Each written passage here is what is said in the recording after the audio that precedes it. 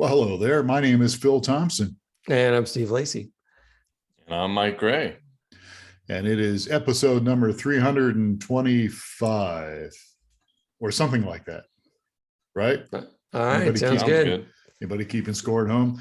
Welcome to the Church Solutions Podcast. We're so glad to have you here today. We have Michael Gray with us, who's one of our coworkers who we tend to put on here every once in a while. And how is everybody doing today? Just peachy. Great. All right, everybody's happy. Anything eventful going on in anybody's life that you want to share to our fans, our subscribers? Nope, nobody wants to say nothing. Okay. All right. Well, I don't have anything eventful going on either. So with that in mind, let's talk about today's topic. And before I get into that, it kind of ties in with a webinar, a free webinar we're going to have in March 15th is the date. It's going to be 12 noon Eastern time. And the webinar is called, I have it written down right here because we can never remember the name of it. It's so easy to remember. 4 easy steps to leveraging your live stream for ministry growth. That's the name. Did I get it right? Yeah, I think you did. All right. Kudos for that. All right. So if you're doing live streaming with anybody, hopefully with us, but with anybody, this is a webinar that really should be of a matter of importance to you. It's free and it will help your ministry grow because it's more, in fact, what we're going to talk today ties in with that because have you ever heard the old saying, sit back, relax, and enjoy the show? Has anybody ever heard that before? Oh, yeah. All right. Well, I don't know what that was in the background I just heard, but that is something that I think when people do streaming video, that's especially pastors that aren't really in tune with what really needs to happen. I'm probably going to offend some pastors here.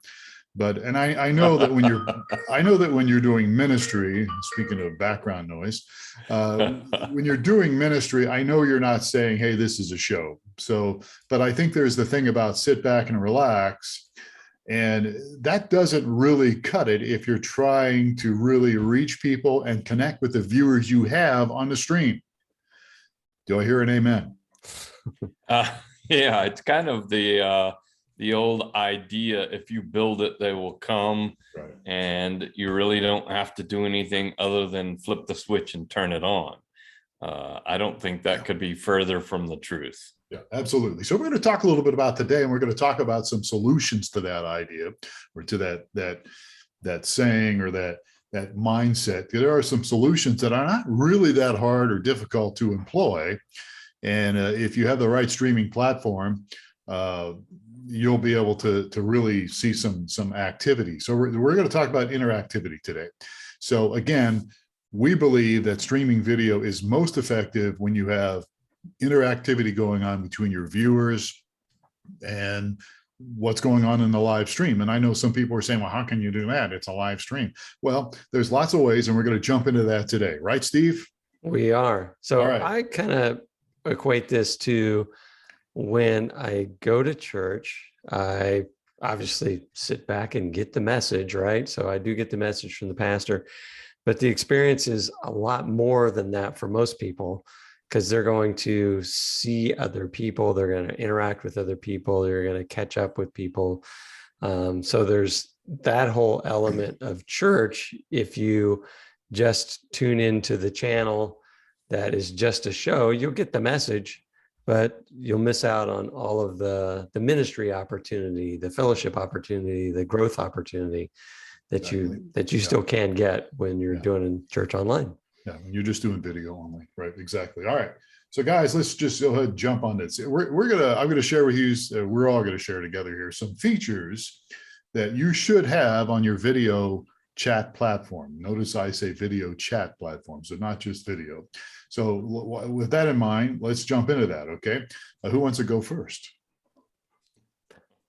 So number one is you should have a video chat platform that allows real-time discussion and community among attenders in a public chat.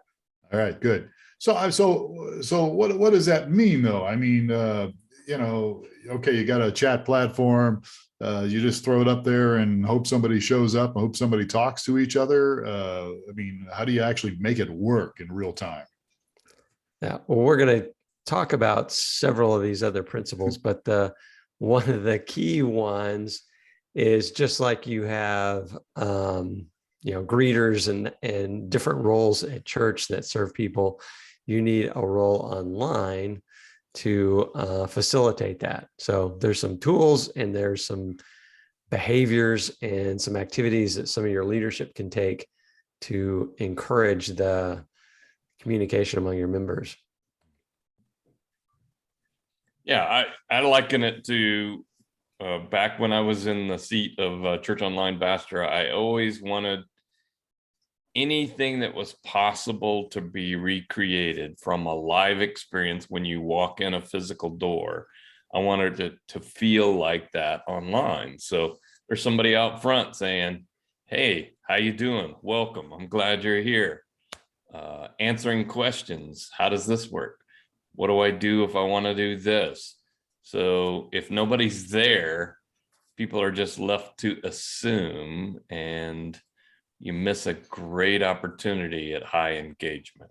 Right. So there's some key roles. You just kind of mentioned a couple of them. I mean, is a web host to greet you out front, somebody to, I need prayer, somebody to pray with.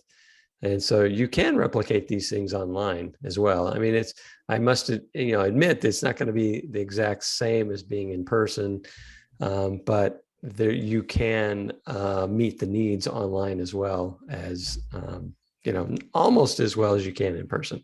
If you are proactive about it and take actions to make sure that people know that those roles are there and those people are there and available. Yeah, you really do have to be proactive. And I think that comes down to having a really active, whatever you want to call it, online host, web host, church online host. That's so important to us. And so there's several things here that we can kind of leap off of here. And these are things, quite frankly, the self-gloss. We have, I think, a very, very good video chat platform here at streamingchurch.tv. That's who we are. And so I'm going to launch off some of the things that we have. We have direct messaging that will really, you can do private messaging to each other, to people that are on the chat with you, or you can certainly do that to the web host.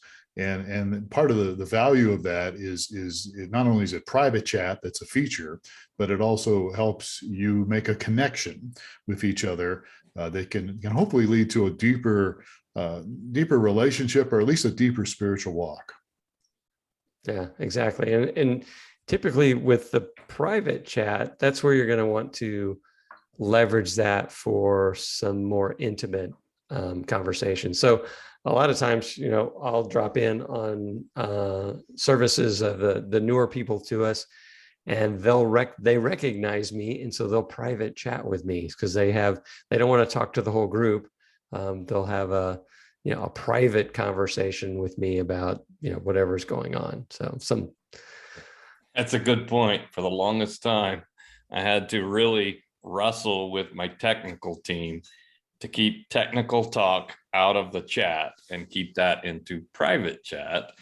That's things about sound and unless it's a guest mentioning it, it should all be done behind the scenes in private. Yep, I'd agree with that. Absolutely.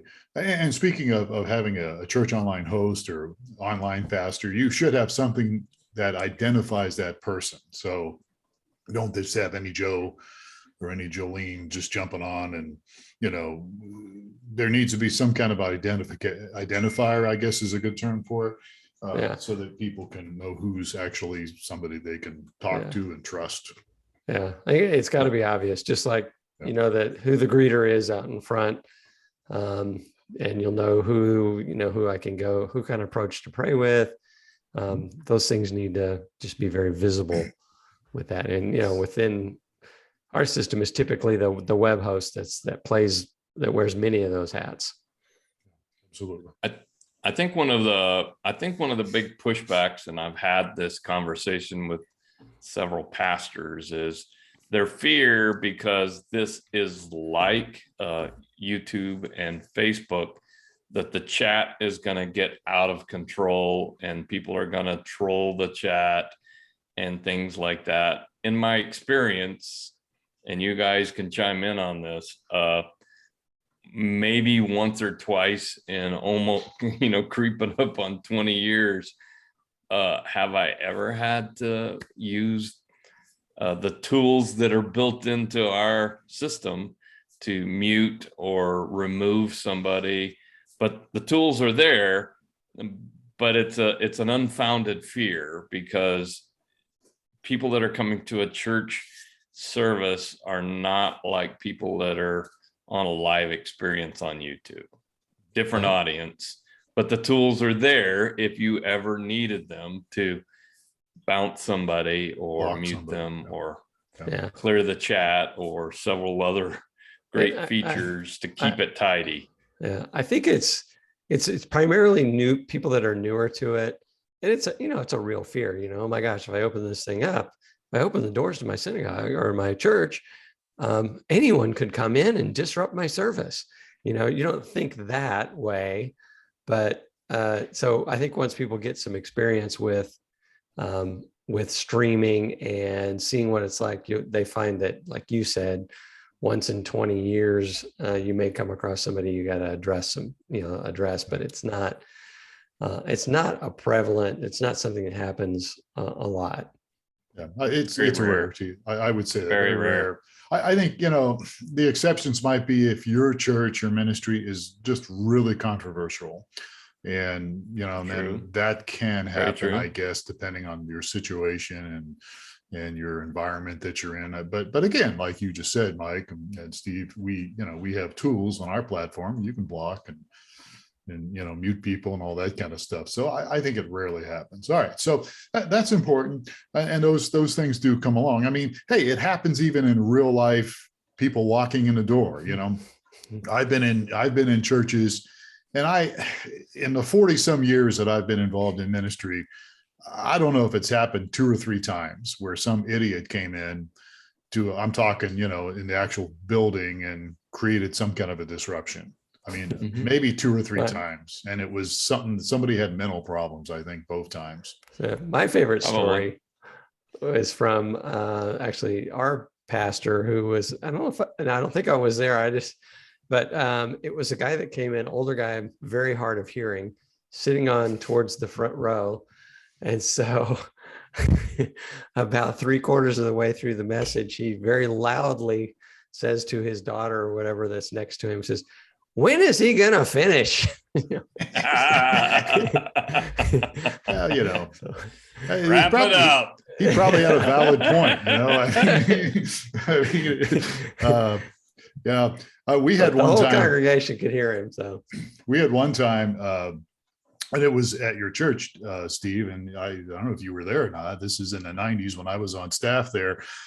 We had a pastor come in and we let him come up. It was during the music time, during the worship time or something. And he came up and talked, and he was basically, it was kind of a silly thing, but he was basically upset because I don't know, a year or 2 before that, I had left his church and came on staff. And then there were some people that followed me, not a lot, like maybe 3 or 4 people followed me over, to a live church. And he was like voicing he was apologetic because he had held bitterness or something, which I don't think anybody really needed to hear about, you know what I mean? And he was very nice about it, but he was like, I just was sorry. I was bitter and angry. If we'd had the tools back then, we could have muted him. All right. Yeah, he's a nice guy, and he's still around today. I don't think he's in doing some missionary work or something, but he's a good guy. But it's like, was that even necessary? I mean, I thought you were going to reference the guy that Jeff had. You were in Kansas at the time, Phil.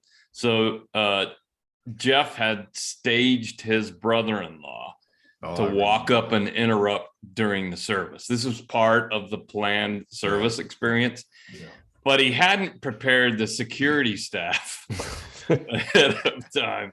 That was So classic. they nearly pounded him. They quickly grabbed him, and Jeff had to hold on, fellas. That's Fellas. funny. It's okay. I remember hearing I know that this story. guy. Yeah. It's okay. Yeah. So Yeah. you definitely, it's rare. It Yeah. can Yeah. happen, and it's rare, but all of the tools are there to clear anything and anyone out of the chat that you need to. Yeah. We had a version of that mic with Travis Montoya. Steve, you probably know Travis. Do you know him? Okay. And you know, Travis was acting. He was kind of a apprentice actor at Old Tucson. And we had him in the congregation when we were much smaller back then, get up and do something. I don't know what it was. It was Jeff was talking on finances, and I think he started having an argument with his wife or his girlfriend at the time. On the second row, they got louder and louder, all about finances. It was all the realist. He was another plant to reinforce the point that I stole that idea. When I was in Kansas. I had the same reaction, Mike. I had my elders and stuff were like looking around going, we need to stop this, you know, and I'm like, it was all part of the plan. It was an uncomfortable moment that everyone starts kind of laughs and jokes about once they find out, but you remember that. Part of the service. You remember that. And that's part of the reason we did all that goofy stuff. All right. So we're off track here. That's okay. We can mute, you can mute, but chat is very important for all the positive reasons, and you can deal with the people that might be troublemakers. What else should we talk about here on this list? Because we've maybe just list a few of them off. You know, you've got private prayer, but you can also make a prayer request. Right. There's a map feature to where you can see approximately where everybody is. Yeah. I think sermon notes is a pretty big deal too. Yeah. People like to follow along and take their own notes and be part of that process of sermon notes. And then some like to review those notes during the week. I know several people that go back and as a study during the week, they review the notes that from the weekend. Right. Yeah, absolutely. I think, you know, one of the very important thing is also, you know, prayer request feature, which we kind of alluded to earlier. And then also, I think what's important is a place where you can customize and put a digital connection card or digital communication card, whatever you decide to call it. The idea is that usually when you walk into a church building and go into a service, it's not virtual. You know, you usually have something in your program where you can fill out your connection card, and either you're new or if you're there on a regular attendance, to put a prayer request or put something in what you got out of the message or something. I think, you know, we have a place where you can do that on our chat platform, where you can customize you as an administrator can customize a digital connection card. And again, what the whole thing talks about, and that is connecting with people. So, you know, you've got that as an ability, like your dog, for instance, you know, he wants to be heard and he wants to communicate. So a digital connection card is I think very important. Go ahead, guys. Well, it's really just, you know, expanding on the replicating what you're going to do for those that come to church. Yeah. You're going to want a way to connect with them so that you can follow up with them, or just provide an avenue for communication for them. You know, people are going to come to church, and those that are led are going to want to be able to give. So you know, you want to make sure that if they come online, they can digitally, you know, they can connect with you and they can give online. Right. Yeah, absolutely. And again, that's an important feature, a feature to even let people know when the services begin. Some kind of a countdown timer is important.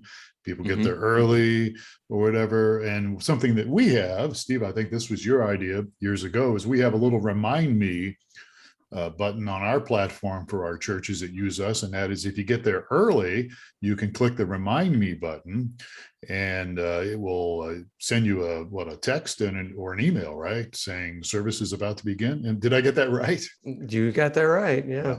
It's your choice. Yeah. Whether you want to get an email or a text, and it'll just let you know that, hey, you visit our church site on Thursday and you were interested enough in it to click on the remind me thing, and you'll get a text message or an email saying, online service is beginning. Yeah. What about, and we'll talk about follow-up in a moment here, but what about how important is detailed analytics, do you think? Well, I think that, I remember being, part of the crew that was responsible for standing in the back and counting the heads, for each of the services.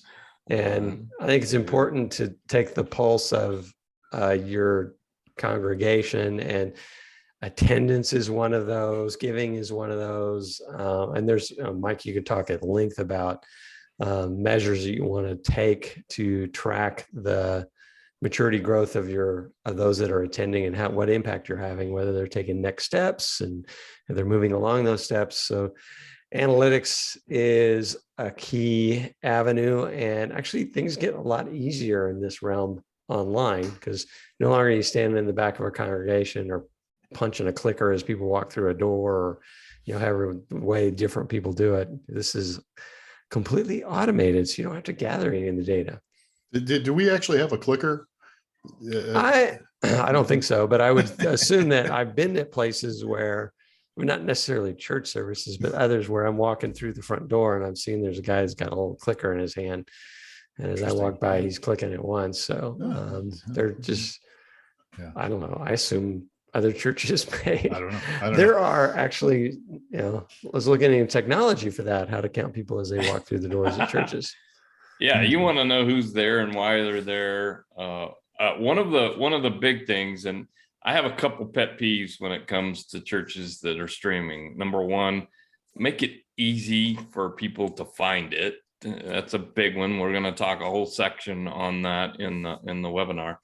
But the next one is, people want to contribute to your ministry. They want to help you financially. They feel compelled as part of their life of worship to contribute their finances to help you. And yet we make it so hard sometimes. So your platform should have very easy integration with whatever giving tool that you're using, whether it be your bank or what are some other giving platforms out there, guys, that I'm not thinking of right now? Well, I mean, there's PayPal that's been around forever, and then there's some Forever, right? church. Absolutely. There's some church related ones, or at least ones that Yes. market specific. I don't know. Is Tithely one of them? I think. And Yeah. there's several out there, but Yeah. our platform, you can pretty much put anything on there that Yeah. is a banking institution. Makes it easy to integrate and easy for it to be a button. And for us, we begin with that in the static area, so that there's a button always there. Yeah. All they have to do is click it, and then it takes them to however you transact those donations online. Yeah, absolutely. All right. So let's talk just briefly here, where we got a couple minutes left, about follow-up, because just like walking in the door of a actual building of a church, if you're really on top of things as a church leader, you want to follow up with the people that come and visit you. But how can you do that online? Actually, it gets easier online. So in I person, agree. in person, they're going to need to fill out a connection card and mark that, it's okay to, contact me or whatever. Actually, just kind of like the attendance and the analytics, things get a lot easier online, such that if they sign in to the platform and provide any contact info, or they log in with Facebook with our system, that allows you to have access to their email address, or they can provide their email address for you as well. And so once they've done that as part of the joining the service part, then all the follow-up can be completely automated. So you can set up what you want to say and when do you want to say it. Do you want to track those that don't come back? Do you want to track everybody that, you want to follow up with those that have attended for 2 times and not follow up for anybody that's done less than 2, or that sort of thing. So it gets a lot easier, I think, online. Yeah. And this is, I think, where I'm sorry, I cut you off there, Mike, but this is what I think is where a web host or church online host or online pastor, whatever term you want to use or title you want to give it to that person, that's where they're important as well, because they encourage people, to fill out the connection card. They encourage people, hey, give us your email. We're not going to hound you or spam you. I think that's very important. Mm-hmm. Yeah, I do too. And you have to be honest with people who are attending, saying, hey, you came here for a reason. We want to connect with you deeper. We would like to assist you in any way. What are your goals? What drew you to come to our online experience? Let us help you with that. And helping with that is filling out a connection card and signing into the platform. And then our platform has an automated follow-up system that is just very simple and easy to use. That's a trickle email system. And I think very intuitive. All they have to do is sign in, and the platform will remember them and then send them emails based on interactivity that they have with the platform in the future. Yeah, good deal. So as we wrap this up here, we're talking a lot about us, about what we do, and normally we don't do a lot of that on the Church Solutions podcast. And there are other platforms out there. I mean, Church Online has a video chat platform, and they're nice people and they're good people. Ours is better, but I'm being facetious here. It's up to you. I mean, we have a lot of our customers that actually use Church Online, but they also use us as their content delivery network. So we work with those guys.